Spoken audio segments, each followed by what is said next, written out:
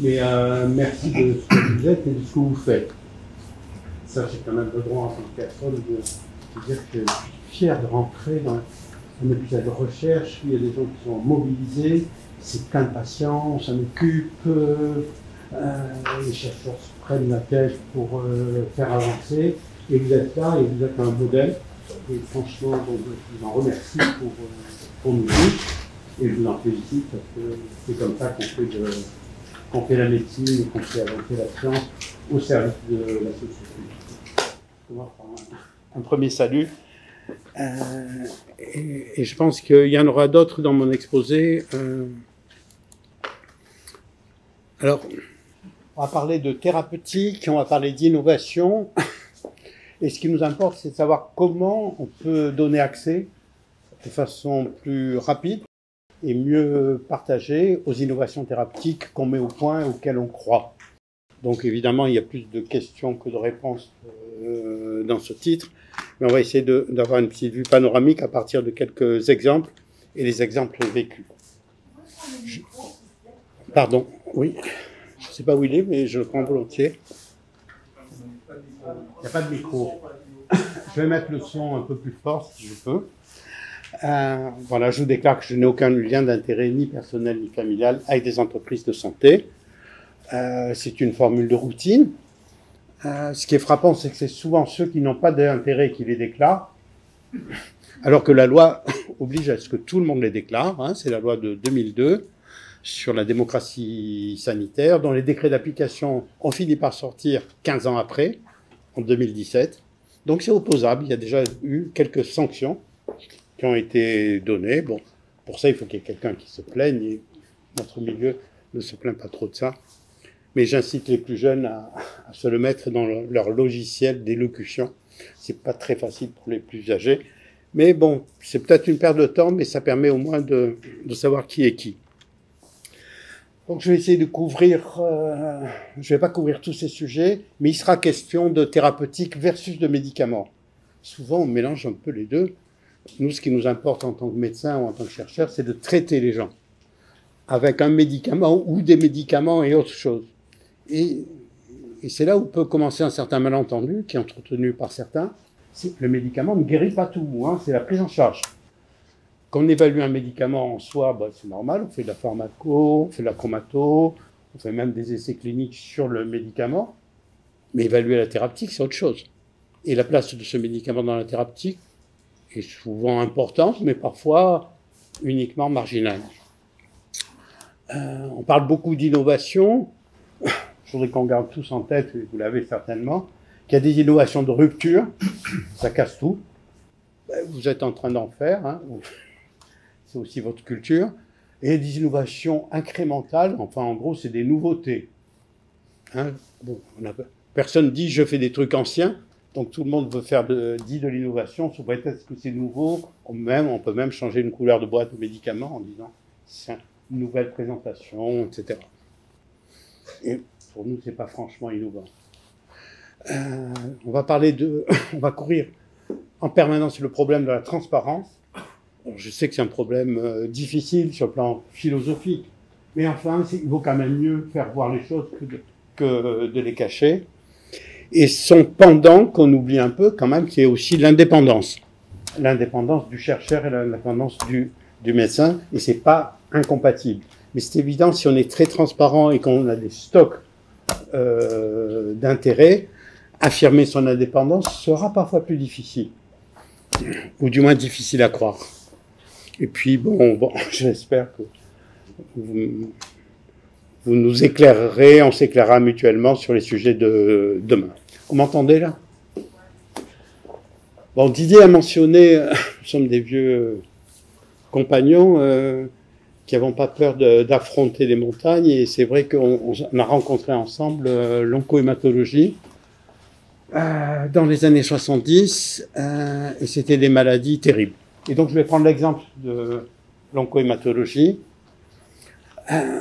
où s'est passé des choses terribles, magnifiques, dans l'histoire de la médecine. La guérison des leucémies de l'enfant, la guérison de la maladie de Hodgkin. Et comment ça s'est fait? Alors, il n'y a pas eu un médicament. Hein. Il y a des gens, des grands docteurs, qui s'y sont collés.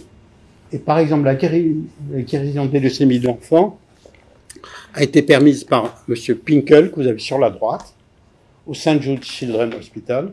Et en 4 études de cohortes successives, il est arrivé à passer de 5% de guérison à 50% de guérison.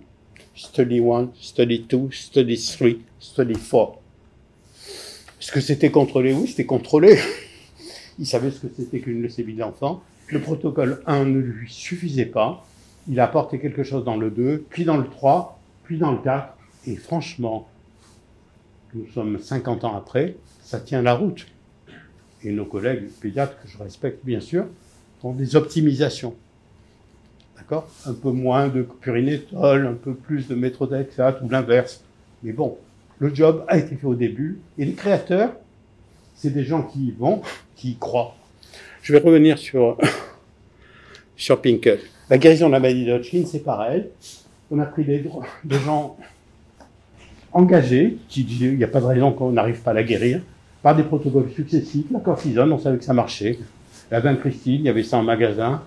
Et puis des drogues bizarres comme la cariolysine, le moutarde à l'azote, qui avait été utilisé pendant la guerre comme pour tuer les soldats.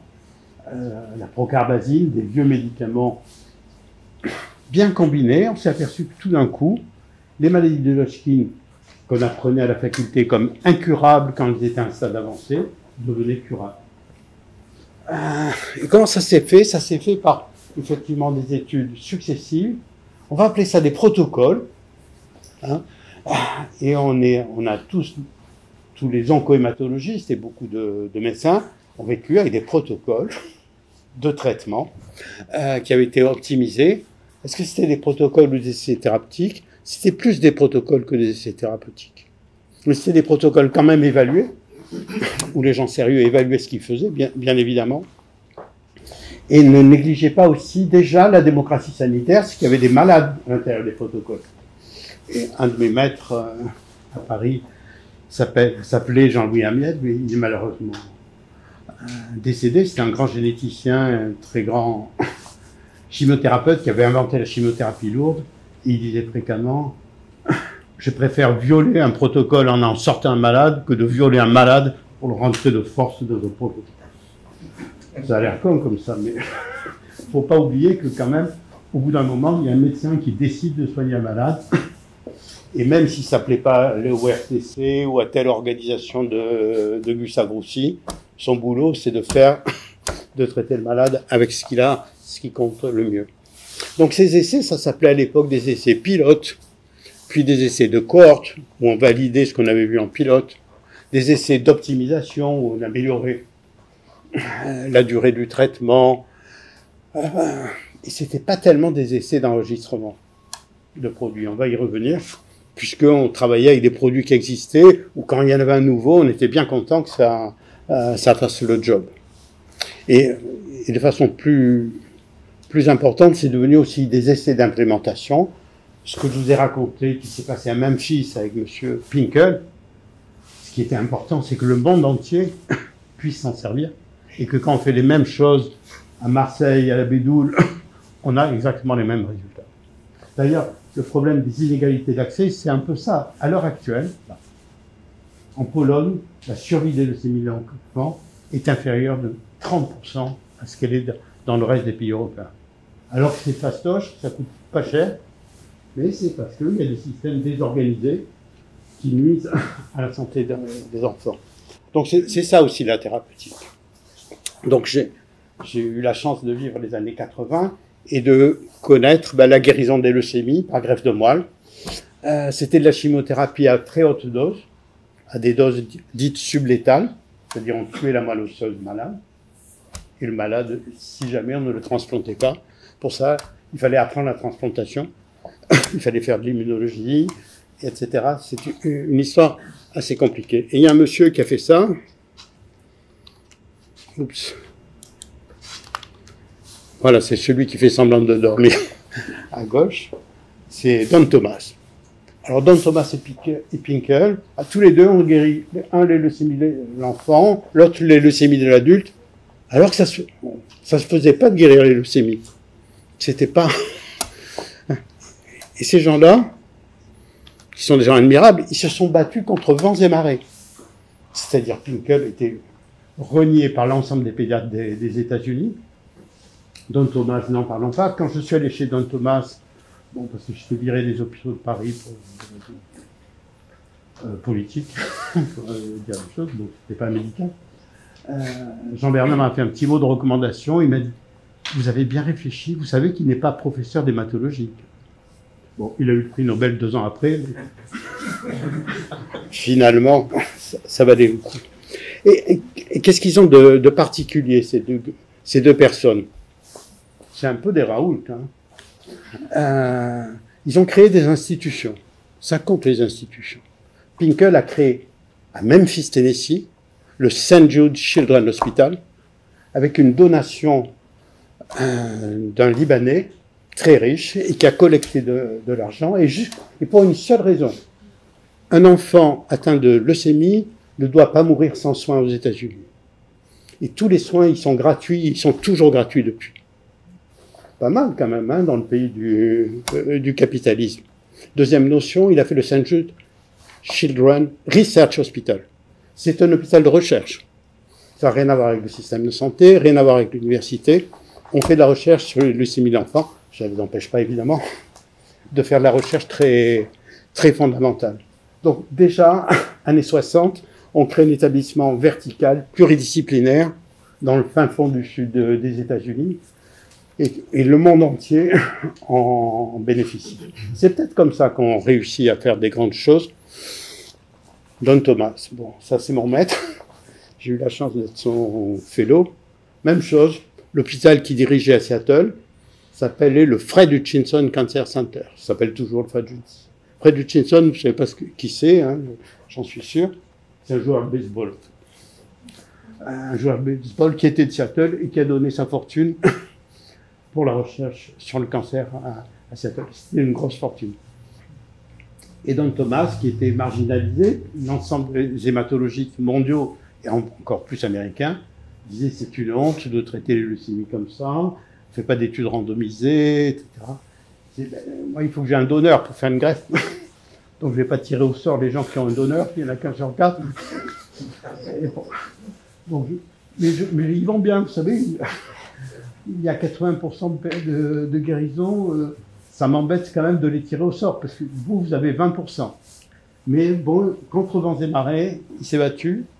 Et le Fred Hutchinson est devenu un immense centre de recherche, qui fait de la recherche évidemment très fondamentale, en immunologie, en transplantation, etc. Donc, c'est des leçons... Bon, évidemment, c'est des belles histoires, mais ça se fait pas facilement, les grands progrès innovants. Il faut avoir des structures, des gens qui sont engagés en tant que leaders. Il faut faire des structures multidisciplinaires qui peuvent tenir la distance. Voilà, et quand même la fierté après, ça c'était l'époque où j'étais. Vous voyez, la personne qui serre la main, elle n'est pas très connue en France, c'est Joe DiMaggio. C'est le plus grand joueur de baseball des États-Unis, qui a été le premier mari de Marilyn Monroe aussi, quand même. Et qui vient contribuer à serrer la main d'un joueur de baseball qui est dans les premières chambres stériles de Seattle. Et j'avais refait la même chambre à l'Institut Paoli-Calmette 2 ans après, puisque bon, ça se transfère aussi. Et quand vous faites la même chose qu'à Seattle, à Marseille, ça marche aussi bien. Et je vous garantis que les collègues français et parisiens trouvaient ça complètement scandaleux et stupide. Qu'on essaie de faire des trucs comme ça à Marseille. Sauf que voilà. Et puis vous voyez le résultat quand même, c'est 70 000 personnes chaque année sont guéries grâce aux idées de ce vieux bonhomme, texan, têtu et tenace, mais très très grand travailleur. Voilà, et on lui doit évidemment beaucoup de choses. Donc c'était ça finalement, la recherche médicale en oncohématologie.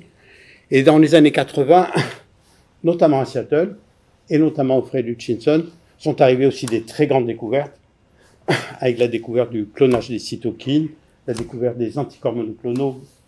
Et Seattle a été le premier centre d'expansion des biotechnologies. Alors, là, on voit un peu un tournant, puisque de nouveaux essais cliniques ont été créés d'une autre nature, dont l'objectif était d'enregistrer les médicaments, qu'ils aient une autorisation de mise sur le marché. pour nous, médecins-chercheurs, avoir une cytokine à la main qu'on pouvait injecter aux malades, ou un anticorps monoclonaux, c'était déjà magnifique. Et on avait tous des bonnes idées, en tous les cas pour savoir quoi choisir.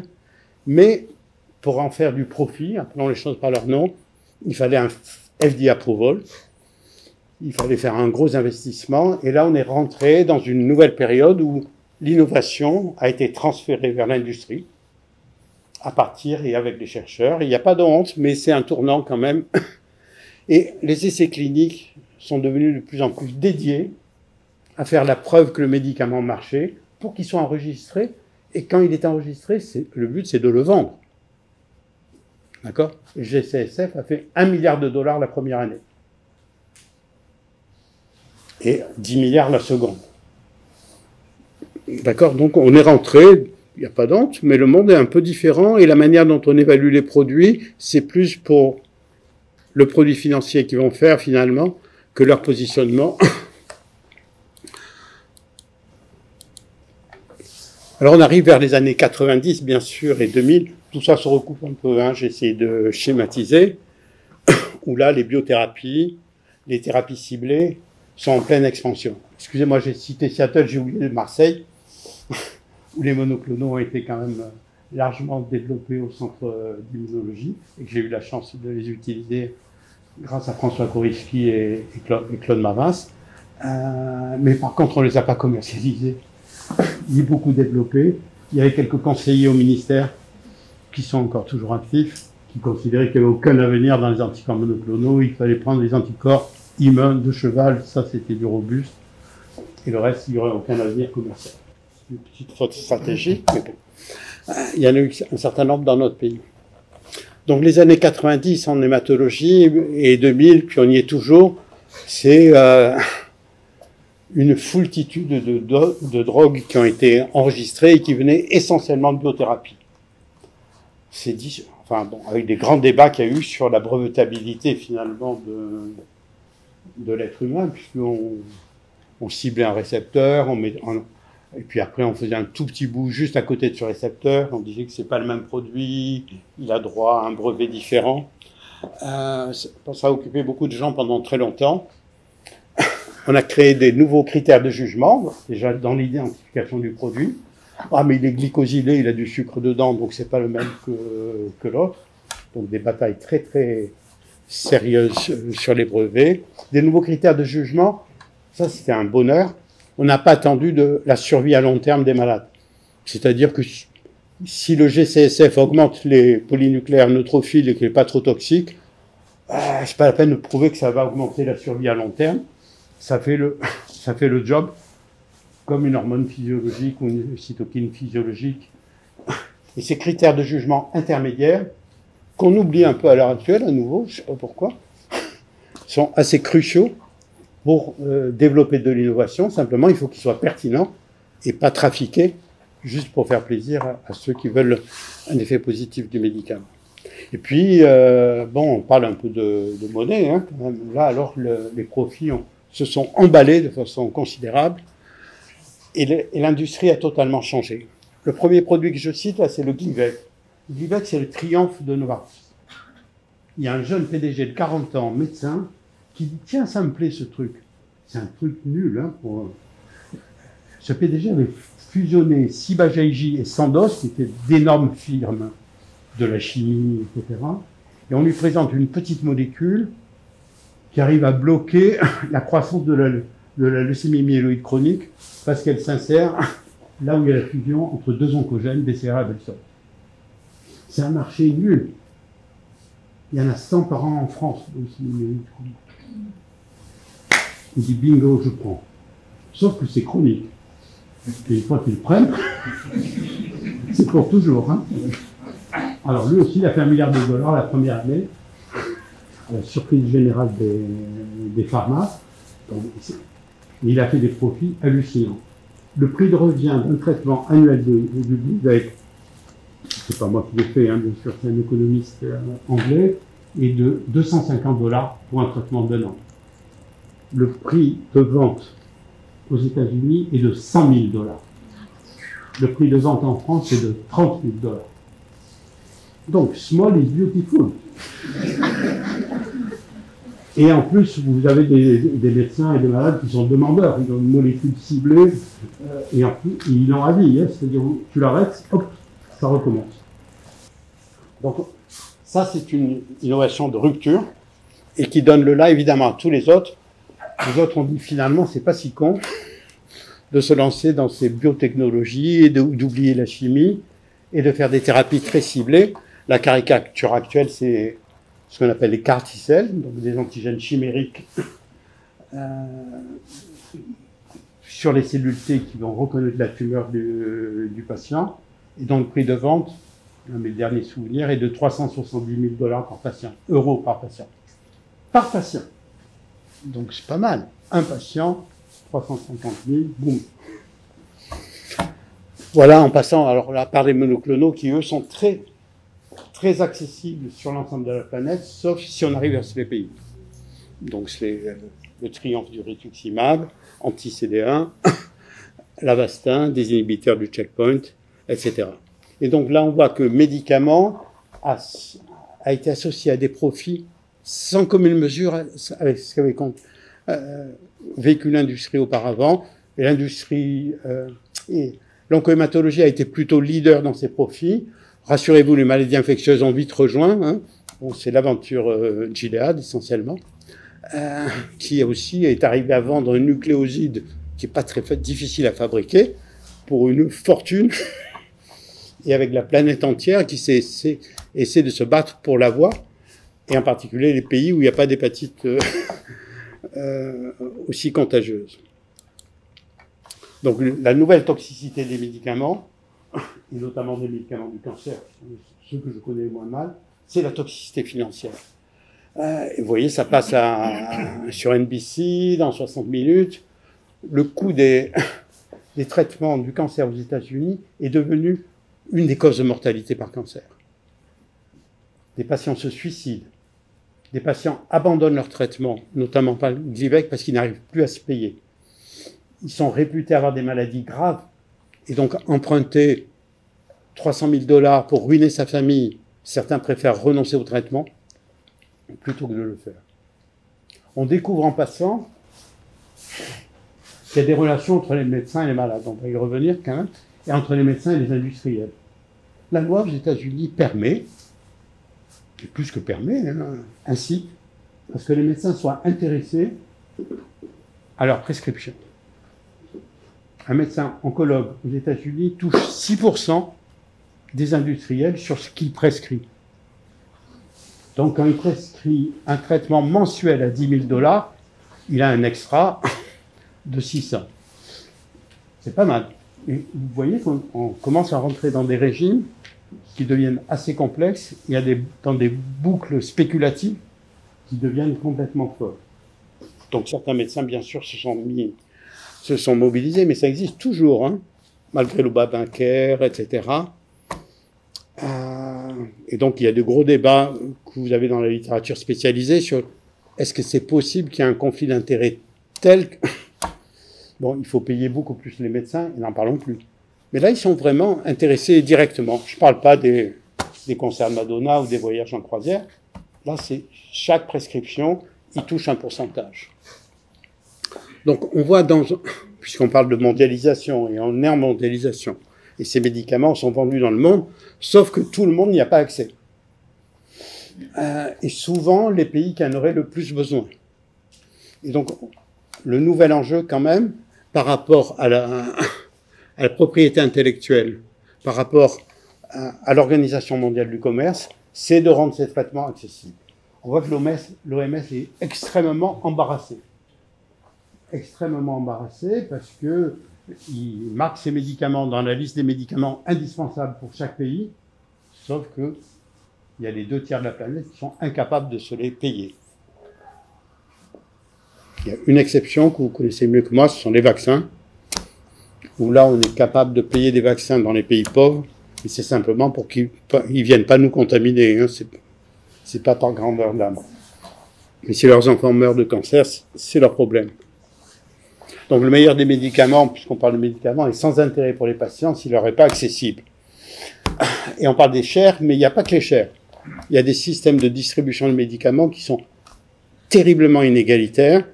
Vous le vivez, je sais, en France, mais sachez que c'est vraiment mondial et ça peut être encore plus important. Donc merci d'ailleurs de vous battre pour lutter contre ces inégalités d'accès qui sont en particulièrement insensées chez nous. Alors, l'innovation et la régulation, c'est un malentendu un peu permanent. Grâce à ce que vous avez mentionné, c'est-à-dire l'arrivée des nouvelles molécules, des nouvelles cibles, etc., il y a des milliers de molécules qui sont en cours de développement dans le monde. Donc ça, c'était rien que sur le cancer. En 2018, il y avait 2000 molécules qui étaient en cours de développement. C'est un truc de fou. On n'a jamais vu ça dans l'histoire de la médecine. Et même s'il n'y en a que 10% qui arrivent sur le marché, c'est colossal. Donc cette abondance a eu pas mal d'influence sur les docteurs, et en particulier sur les cliniciens, qui faisaient soi-disant de la recherche thérapeutique. Donc ils ont orienté la majorité de leur activité à évaluer ces molécules, dans le cas d'essais cliniques promus par les industriels, ensuite optimiser leur utilisation, etc. Et donc, beaucoup de notre tissu, mais c'est vrai à l'échelle mondiale, je parle de l'oncohématologie qui était ma discipline de départ, alors que c'était des gens particulièrement créatifs qui se battaient pour fabriquer de nouvelles avenues, sont devenus des évaluateurs de médicaments industriels.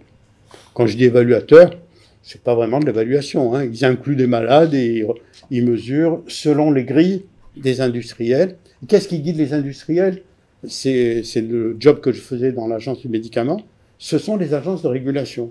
Donc on doit amener aux agences de régulation un dossier, c'est pas le New England, hein, un dossier pour lequel l'agence va dire « Ah oui, la relation bénéfice-risque est correcte, la randomisation a été bien faite, il n'y a pas eu d'erreur dans le recopiage des ionogrammes, etc. » Et on voit que beaucoup de tissus académiques vivent de ça et appellent ça faire de la recherche clinique.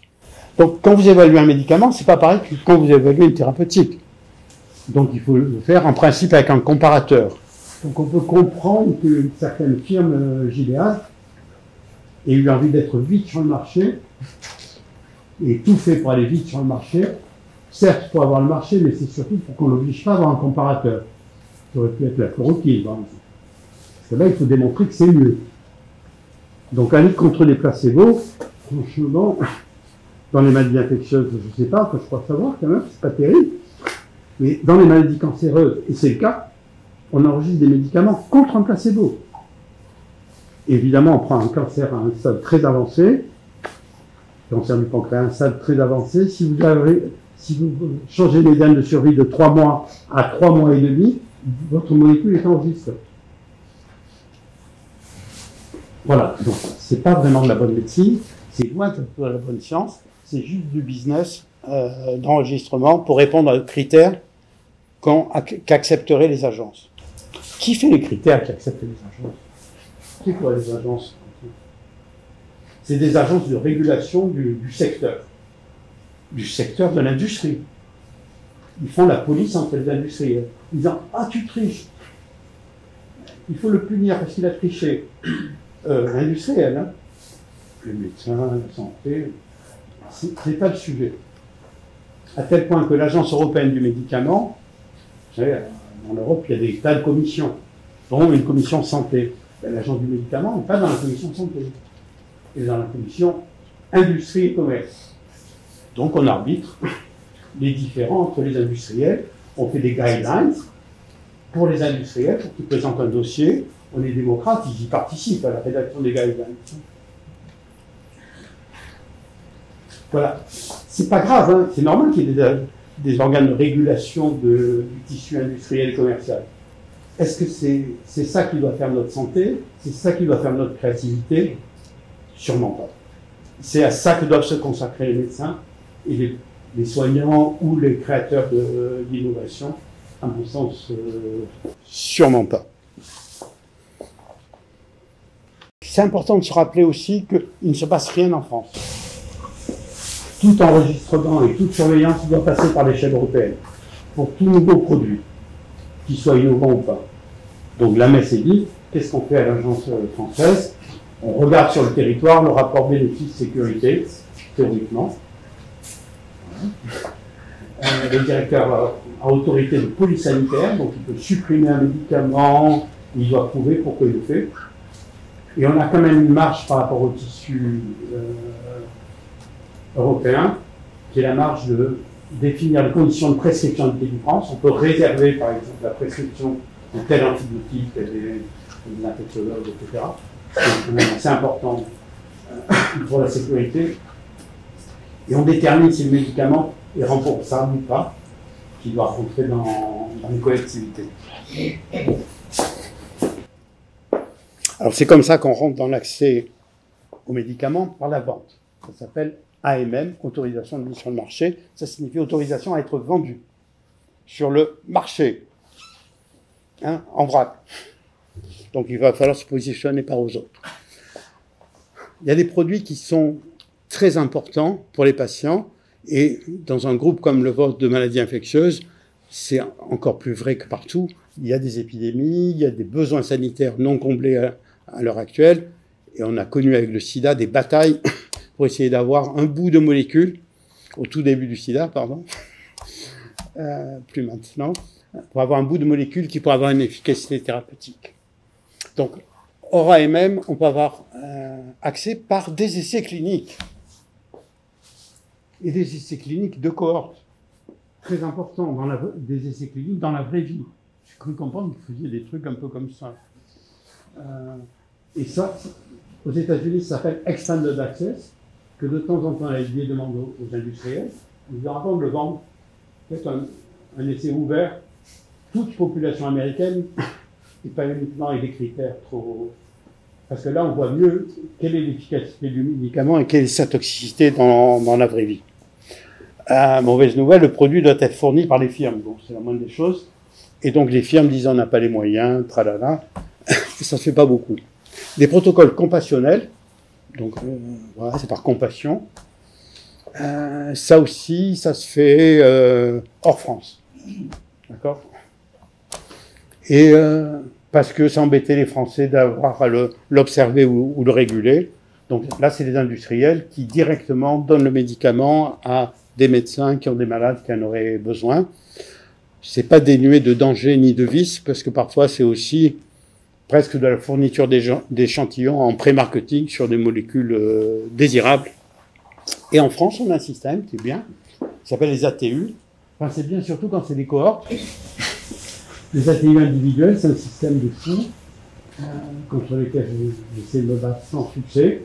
Donc chaque pharmacien d'hôpital peut téléphoner à l'agence pour dire j'ai un malade. Alors c'est quoi vos critères? C'est cela. Après, une fois qu'on connaît les critères, on envoie le fax et puis c'est bon, on reçoit le médicament. Et là, générosité nationale, les industriels ne sont pas obligés de fournir la. Et comme c'est noyé en intelligence individuelle, personne ne peut observer ni l'efficacité ni la toxicité. Donc, je me suis battu, je n'ai pas pu le mettre dans la loi, que les ATU doivent être de cohorte. Ok, ben, parce qu'il y a de temps en temps, dans les ATU, il y a 5000 malades qui sont traités. Et donc, c'est un peu dommage d'avoir des informations réelles sur ce qui s'est passé chez ces malades-là. Allez, l'AMM, c'est le Graal pour les industriels, c'est le Graal pour les développeurs. Maintenant, on va passer aux choses sérieuses. On l'a, il va falloir vendre, et vite, et fort, et longtemps. Donc, c'est la première bataille, c'est fixer le prix. Oui, généralement, elle a commencé bien avant. Optimiser l'usage et le marché. Donc, donner au docteur des tas d'études pour savoir si on fait le matin versus le soir, ou 3 mois versus 3 mois et demi, enfin, des tas de trucs dits post-AMM. Et surtout, on mobilise le marketing. On a parlé beaucoup de marché. Le marché du médicament est un marché énorme. C'est un marché sous pression, avec une énorme concurrence. Il y a 10 000 spécialités pharmaceutiques en vente en France. 10 000 spécialités de 2600 à peu près principes actifs différents. Voilà. Et au milieu de ça, et ça fait un chiffre d'affaires de plusieurs dizaines de milliards par an, rien qu'en France, et la concurrence est féroce. Donc, face à la concurrence, il faut faire du marketing, et le marketing consiste à toucher, comme les médicaments sont rarement en vente libre, comme les cosmétiques ou autres, on va toucher ceux qui les prescrivent. Donc, il faut toucher les médecins, prescripteurs. Et donc là, vous avez sur cette courbe, c'est un papier de sel, qui sont les milliards de dollars d'un certain nombre de firmes industrielles, et avec l'argent publié dans leur propre compte, qui consacrent à la recherche, qui consacrent au profit, c'est-à-dire à la redistribution d'argent aux actionnaires, versus l'argent qui consacre à la force de vente et au marketing. Et vous voyez que pour pas mal de firmes, c'est souvent la colonne la principale, et en tous les cas, si elle n'est pas principale, elle est très très élevée. Donc les industriels ont du cash, soi-disant en recherche, pour acheter des recherches académiques, le plus souvent. Gilead, d'ailleurs, il n'y a pas manqué. Et après, ils nous disent « Ah, mais c'est tellement cher, il faut quand même que vous nous le remboursiez. »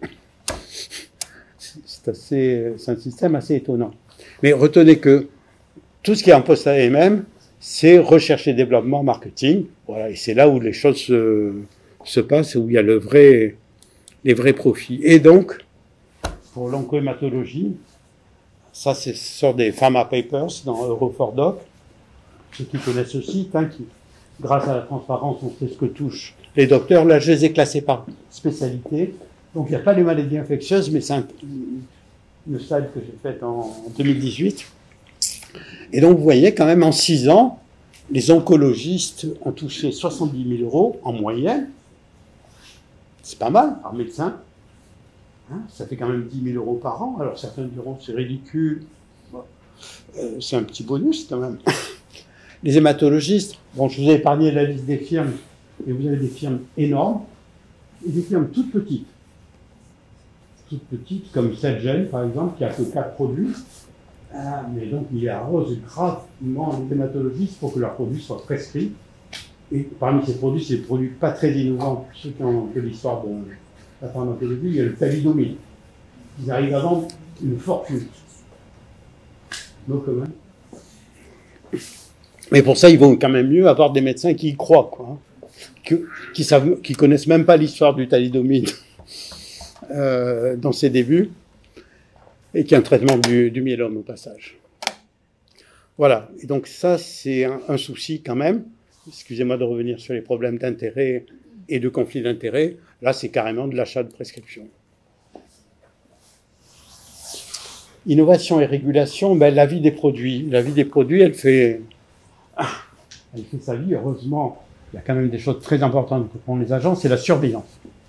C'est-à-dire, au fur et à mesure, quand le produit n'est pas commercialisé, quelques des essais cliniques, c'est pas très grave, c'est surveillé, ça touche pas grand monde. Et quand ça touche toute la planète, un effet indésirable qui toucherait qu'1% des patients, si vous avez 1 million de personnes qui en prennent, ça commence à faire du mal. Je vous mets à l'aise, on n'est pas encore bien formé à repérer les signaux faibles en population. Donc ça commence à venir avec des gens comme Mahmoud Durek qui ont accès au gros fichier de l'assurance maladie. Mais il y a beaucoup de freins à ce qu'on puisse observer en vie réelle quelle est la toxicité des médicaments.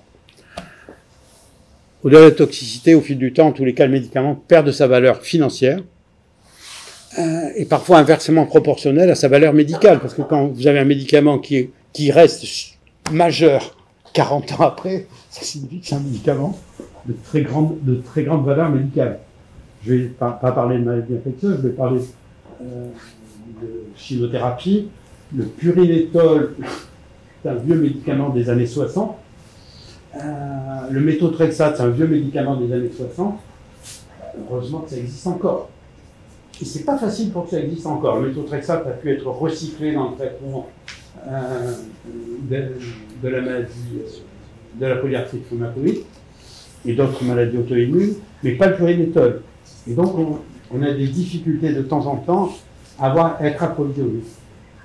À tel point que certains établissements, un peu scabreux, aux États-Unis, par exemple, un établissement avait acheté toute la vincristine des États-Unis.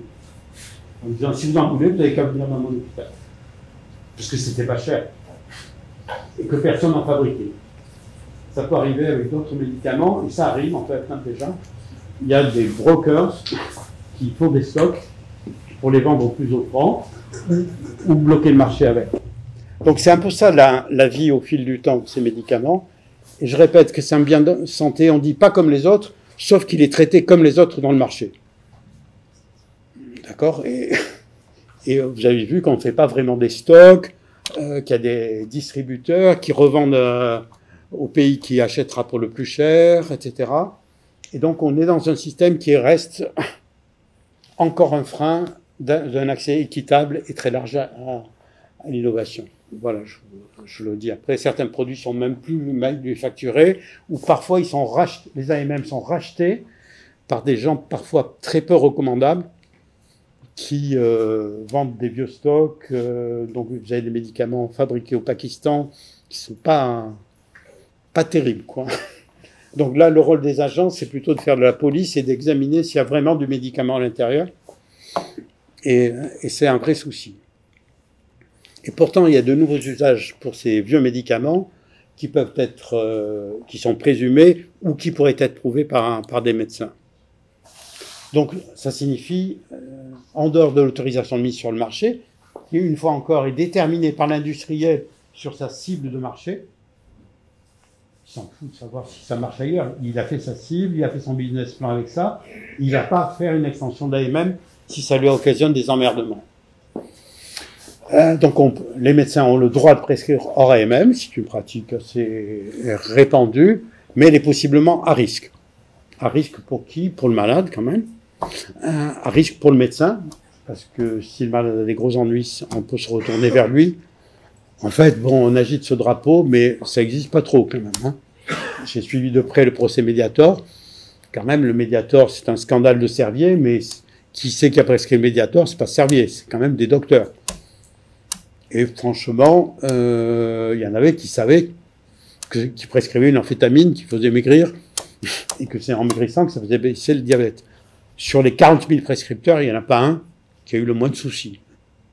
Donc on a dit que c'est parce que Servier les avait trompés ou que l'agence du médicament les avait pas bien informés. Voilà. Pour ceux qui disent c'est terrible, on va être sous pression si on prescrit hors AMM, bon, c'est pas très grave. Pour les molécules onéreuses, on a trouvé un système en France et ailleurs d'ailleurs, hein, en Angleterre, même en Angleterre, où quand on voit qu'il y a une innovation qui est cruciale, ça a été le cas dans le monde du sida au début. Ça a été le cas en cancérologie, en hématologie. Des groupes d'investigateurs et des agences dédiées, dont l'Institut du cancer, que j'avais présidé, disent « écoutez, on s'en fout de savoir où vous en êtes de vos formalités d'enregistrement. Nous, on pense que ce médicament, il faut le rendre accessible tout de suite et sous surveillance. » Et ça a marché. C'est ce qu'on a fait avec l'herceptine dans le traitement adjuvant des cancers du sein. C'était réservé qu'aux métastatiques en situation terminale. Et on avait des éléments cliniques qui montraient que ça marchait bien en adjuvant. Ça permet de sauver une dizaine de milliers de vies avant même que l'industriel ait envie d'en faire un nouveau marché. Donc c'est un sujet qui est important et qui est bien suivi, apprécié par les médecins et les hôpitaux, et par les industriels, puisque c'est la société qui paye. Les industriels, c'est l'agence qui est responsable juridiquement si on dépend, c'est l'assurance maladie qui paye, et les docteurs ont des médicaments finalement largement accessibles. Quand la molécule ne vaut pas un clou, comme une que vous fréquentez, alors là, il n'y a personne qui se précipite. Les médecins, d'ailleurs, il y en a très peu qui se mobilisent pour faire une thérapeutique avec une molécule qui n'est plus tendance, parce qu'eux, ils disent qu'ils n'ont pas de support, ils n'ont pas les moyens, etc. Et pourtant, il y a certaines de ces molécules qu'il faudrait absolument pouvoir utiliser hors AMM. C'est pour ça qu'on a créé le système dit des RTU avec Xavier Bertrand, qui s'appelle les référentiels temporaires d'utilisation. On avait publié avec Joseph M. Rich dans le New England à l'époque que c'était une nouvelle manière de réguler l'utilisation des molécules off-label, c'est-à-dire hors AMM, Ça avait une valeur même mondiale, parce que c'est extrêmement important comme sujet. Ça signifie qu'on renvoie la balle aux médecins. C'est les médecins qui disent « ce médicament me paraît bien, ok, ben, on va pas le faire éternellement, mais pendant 4 ans, 5 ans, il ne coûte pas cher, l'assurance maladie pourrait le rembourser, je vais le rembourser cher. Et on le traite dans le cadre de grandes cohortes. » Ça n'a pas eu un succès fou, hein. Ça n'a pas eu un succès fou parce que les industriels, ça les agaçait beaucoup. Beaucoup de méthodologistes étaient extrêmement agacés en disant « mais il vaut mieux faire des essais cliniques, il faut le randomiser contre X ou Y ». Et un des premiers médicaments qui a eu une RTU, sur lequel il y a eu une énorme bataille, en fait, c'est grâce à la bataille médiatique que finalement ça a pu se faire, c'était le baclofène. Le baclofène, c'est une benzodiazépine, en fait, assez rude, et qui a été popularisé par le frère de Amizen, qui est un grand alcoolique, et qui a prétendu qu'il avait pu se sevrer de son alcoolisme, c'est-à-dire qu'il passait de 3 bouteilles de whisky à 8 par jour, en avalant 40 comprimés de baclofène en même temps. Donc, quand vous soumettez ça à l'agent du médicament, c'est un peu embêté. Et apparemment, ça plaisait beaucoup aux médias, il doit y avoir pas mal qui connaissent ce genre de problème. Et donc, on a réussi à faire une RTU sur le baclofène, mais pas en donnant 40 comprimés au hasard, en donnant une dose, etc. En parenthèse, c'est pas génial. Et on a pu même faire un essai randomisé baclofène versus placebo. On a failli l'arrêter parce qu'il y a eu un mort. En fait, c'était dans les placebos, parce que pour fêter son entrée dans l'essai, le mec... Je ne savais pas qu'il y avait des alcooliques très, très impressionnants. Voilà, donc on fait une RTU quand il y a un besoin thérapeutique non couvert, c'est-à-dire quand il n'y a pas d'alternative médicamenteuse appropriée. Ça, c'est vraiment le règlement. Quand il n'y a pas d'ATU dans l'indication, et quand le rapport bénéfice-risque est présumé favorable. Donc on ne peut pas vous opposer de dire non, le rapport bénéfice-risque, non, c'est parce que quand on le sait, à ce moment-là, on donne une autorisation cash. Donc c'est évidemment sur une présomption. Mais c'est surveillé. Alors, la transparence a changé quand même pas mal de choses ces dernières années. Je vais vous dire la vérité, je crains que ça ne dure pas éternellement. Vous avez vu que les déclarations de conflit d'intérêts sont passées un peu à la trappe. Ce que vous voyez là, c'est la première chose qu'on a fait quand on est arrivé à l'agence. On a filmé les commissions d'AMM et on les a diffusées. C'était pas toujours très beau à voir, hein, de voir les grands experts qui sortaient, qui rentraient, qui chuchotaient, etc. Et puis on a modifié les commissions. D'abord, on n'a mis qu'une dizaine de personnes. Il y avait 100 personnes dans les commissions d'AMM. 100. Vous imaginez un peu le niveau de qualité du travail qui s'est déroulé. Il y avait 10 personnes avec des dossiers. On a fait des commissions maintenant à 10. Évidemment transparentes, filmées. Vous avez un collègue là, Willy Rosenbaum, qui préside la commission. C'était le seul qui a eu le courage d'y aller. Je vais dire, bon, ça va.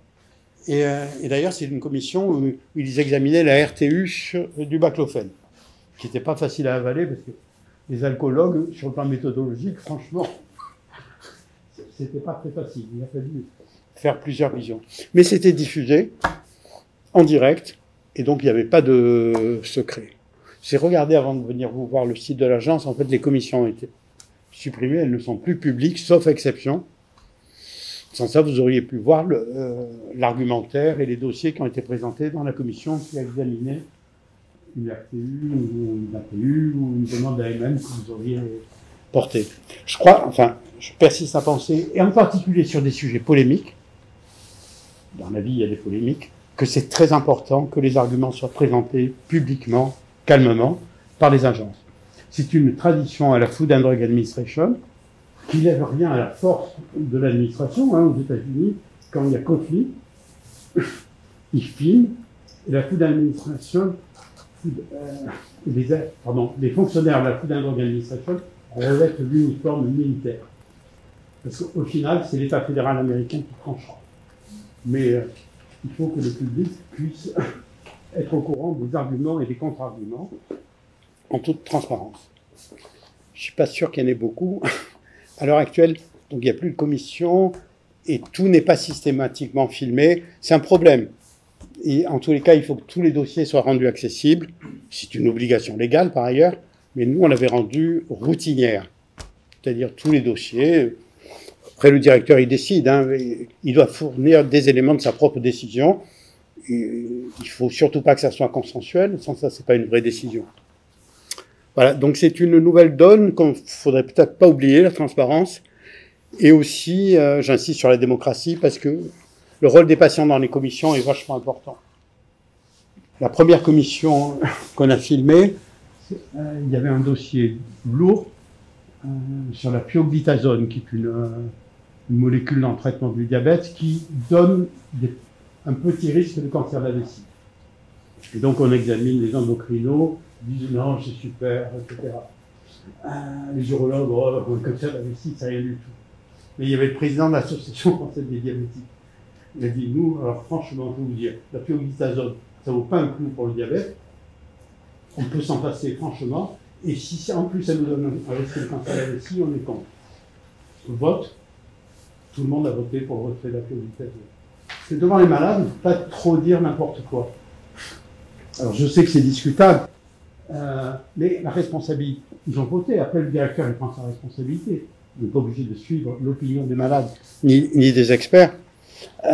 Mais au moins les choses sont dites publiquement. Voilà, parce que ce qui compte, c'est d'aller vers un nouveau monde de la décision, parce que la décision, maintenant, elle devient très publique. Et vous savez, la décision médicale, c'est toujours une confrontation entre l'expérience clinique et vous le vivez ici. Les gens viennent aussi parce que vous savez faire. Et vous avez de l'expérience. On m'en voulait aussi dans les centres anticancéreux, parce que les patients venaient dans les centres anticancéreux, et pourquoi ils viennent pas dans mon service au CHU, etc. C'est parce qu'on le fait, enfin, je sais pas, ils ont confiance. Donc l'expérience, ça compte. Les données de la recherche, et si vous faites vous-même de la recherche, c'est encore mieux quand même. Donc si vous allez dans un research hospital, franchement, mon maître Don Thomas a été beaucoup critiqué à Seattle en disant il pique tous les malades, etc. Mais les gens, ils traversaient tous les États-Unis pour aller dans l'équipe qui faisait le plus de grèves parce qu'ils savaient ça. Ils faisaient ça très bien, quoi. Mais c'était un hôpital de recherche. À propos, tiens, des protocoles. Il y avait un protocole à Seattle qui s'appelait Allogenic Bone Marrow Transplantation for Hematological Malignancy. Ça veut dire greffe pour les néoplasies hématologiques. Investigateur principal Don Thomas et basta. Et après, si vous changez la dose de méthotrexate, si vous le faites au J2 ou au J3, c'est pas le sujet. Le vrai sujet, c'est d'être informé pourquoi vous venez, c'est quoi une greffe de transplantation allogénique et compagnie. Si vous allez avoir un prix de sang de plus ou de moins, franchement, c'est une époque qu'on peut regretter, mais qui était finalement très transparente. Parce que quand même, les gens qui viennent, ils veulent avoir toutes les informations sur la greffe pour la leucémie. Et pas spécialement savoir quel est le tour de garde des infirmières la nuit, si elles font une prise de sang de plus chez le malade. Et enfin, il y a les préférences du patient, et peut-être qu'ils n'ont pas assez le temps de s'exprimer. Bon, sur le sujet qui vous occupe, là on voit que le monde est devenu très ouvert, et tout le monde ouvre la sienne. Et on remarque d'ailleurs que les patients ne sont pas toujours plus bêtes que les experts, ce que j'ai observé dans les commissions d'AMM. Parfois, ils connaissent même, hein, très très bien. Voilà, et pour finir ce dernier éditorial du British Medical Journal, la transparence c'est bien, je me suis beaucoup battu pour ça, mais l'indépendance c'est fondamental. Sur la décision médicale, qu'elle soit individuelle ou collective, ce qui est important, c'est que celui qui prend la décision doit être indépendant. Alors évidemment, s'il a été transparent avant, il vaut mieux pas qu'il ait trop de casseroles ou de liens d'intérêt, sans ça son indépendance sera... C'est pas moi qui l'ai dit que ça avait de l'influence pour le Covid, c'est les éditorialistes, mais ça devient un enjeu qui est totalement capital. Je rappelle quand même que, pour les plus jeunes, que c'est l'article 5 du Code de déontologie médicale, auquel on doit se référer et qu'on doit revendiquer. Le médecin ne peut aliéner en indépendance professionnelle sous quelque forme que ce soit. Bon, et vive la révolution hippocratique. Hein, Hippocrate, c'était 400 ans avant Jésus-Christ. Et vous voyez, déjà Hippocrate, un peu à la Raoul, ça, il envoie la main, il renvoie dans ce tableau de Girodet, le roi de Perse qui voulait avoir l'exclusivité des soins par Hippocrate, qui le couvrait d'or et de cadeaux. Ça ne l'intéressait absolument pas. Il n'était pas prêt à prendre les cadeaux, mais pas donner l'exclusivité au roi de Perse.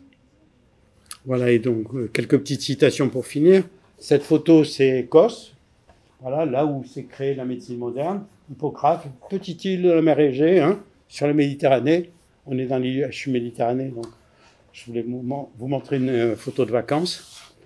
Cette citation, ben, c'est les positivistes, c'est Auguste Comte. Savoir pour prévoir, afin de pouvoir. Bon, Didier dit que c'est dur la prévision, mais c'est encore plus dur quand on ne sait rien. Bon. Et Hippocrate était déjà un positiviste. Et sa deuxième citation, c'est Abraham Lincoln. La meilleure façon de prédire l'avenir, c'est encore de le construire. Et donc c'est en travaillant et en regardant ce qu'on fait qu'on bâtit l'avenir. Voilà, donc c'est une des fondements de la démocratie depuis toujours. Je vous remercie.